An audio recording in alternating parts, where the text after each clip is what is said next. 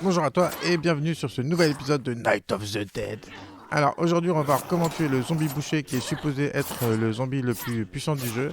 Et je dis bien supposé. Bien sûr on n'oublie pas que vous pouvez avoir 10% de réduction sur le site Instant Gaming en passant par le lien disponible dans la description de la vidéo. Le petit pouce bleu, de s'abonner et c'est parti.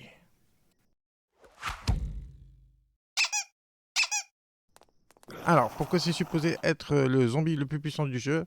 Et bah déjà parce qu'il fait partie des 3 gros zombies qu'il y a dans le jeu, donc le zombie Goliath, le zombie explosif et donc celui-ci le zombie boucher, et que c'est le dernier qu'on rencontre des 3. Donc comme en général on garde le boss pour la fin du jeu, c'est supposé être le zombie le plus puissant.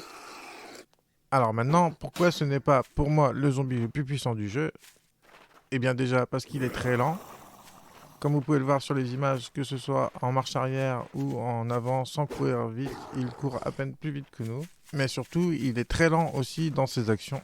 Ce qui fait qu'il n'est pas très dur à battre. Il est peut-être impressionnant, c'est vrai, avec son physique tout droit sorti d'un film d'horreur. Mais au final, voilà, il ne sera vraiment pas très difficile à battre et ne posera pas vraiment de problème non plus. Contrairement par exemple aux zombies explosifs qui, pareil, n'est pas très dur à battre, mais qui pose des problèmes par ses explosions et sa fâcheuse manie à répandre du feu partout. Alors pour ce qui est de sa résistance, elle est égale, voire très légèrement supérieure à celle du zombie Goliath. Il m'aura fallu 35 coups avec cette arme non améliorée pour en venir à bout. Donc pour l'arme, je vous précise qu'il s'agit d'un pied de biche, donc c'est une arme qu'on trouve facilement en début de partie.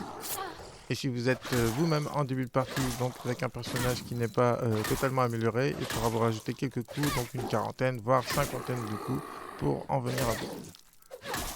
Cela dit, si vous le souhaitez, vous pouvez toujours éviter le combat. Avec lui, vous n'aurez pas de mal à vous enfuir.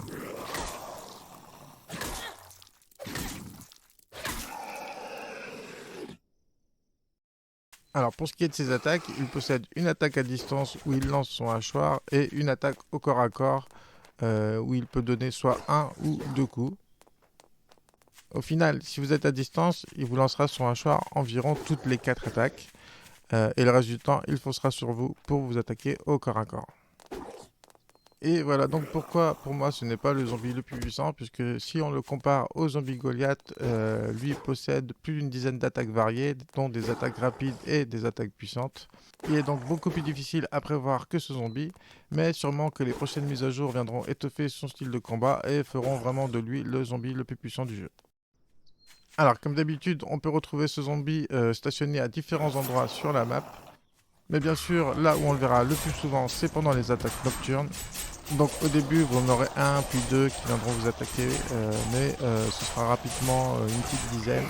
Et au bout d'un mois, vous aurez droit à des escadrons de zombies bouchers, pour finir avec des dizaines de zombies bouchers qui vous attaqueront pendant les nuits.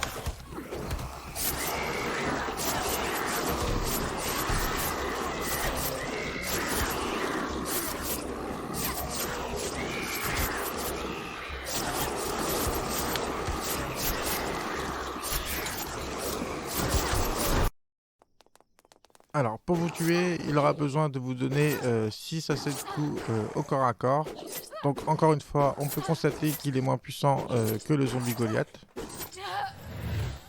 Et pour son attaque à distance, qui est un petit peu plus puissante, il aura besoin de 4 à 5 coups. Alors, ce qu'on peut remarquer, c'est qu'il pousse toujours un cri avant d'attaquer à distance.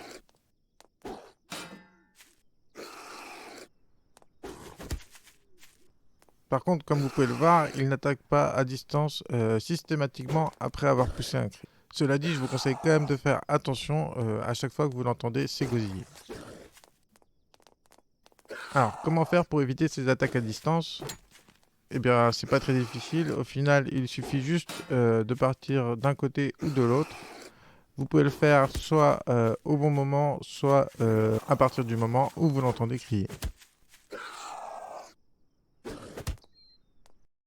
Maintenant, pour l'esquive au corps à corps, la meilleure technique reste l'esquive de face en diagonale, comme vous avez pu le voir sur les autres vidéos du zombie Goliath ou du zombie explosif. Mais grâce à sa lenteur, vous pourrez vraiment l'esquiver un peu comme vous voulez. Ce n'est vraiment pas très difficile.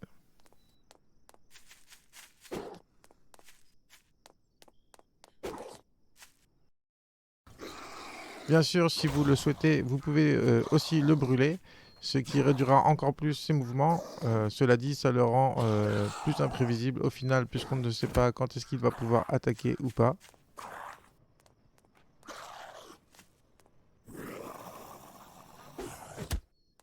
Personnellement, je ne vous conseille pas cette technique parce que ça n'enlève que très peu d'énergie, à part bien sûr si vous voulez vous amuser. Parce qu'en réalité, le lance-flamme est une arme qui nous sert essentiellement à ralentir le passage des zombies dans les pièges durant les attaques nocturnes.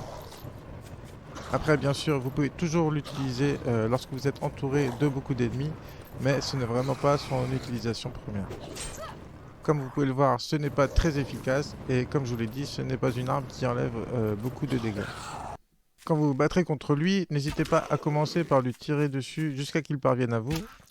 Bien sûr, de préférence dans la tête, ce qui le fera reculer et vous donnera donc l'opportunité de lui tirer dessus encore plus de fois. Puis enfin de le finir au corps à corps avec votre arme la plus améliorée. Bien sûr, vous pouvez le tuer en restant toujours à distance, mais vous aurez intérêt à avoir vraiment beaucoup de flèches dans votre inventaire, donc autant mieux le finir au corps à corps.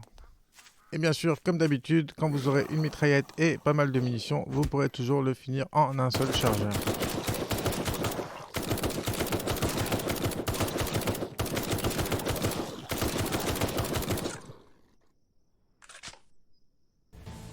Et bien voilà, j'espère que cet épisode vous a plu. Si vous avez des questions, n'hésitez pas à me laisser tout ça dans les commentaires. Je vous rappelle que vous pouvez avoir 10% de réduction sur le site Instant Gaming en passant par le lien disponible dans la description de la vidéo. On n'oublie pas bien sûr le petit pouce bleu et de s'abonner. Allez, à la prochaine!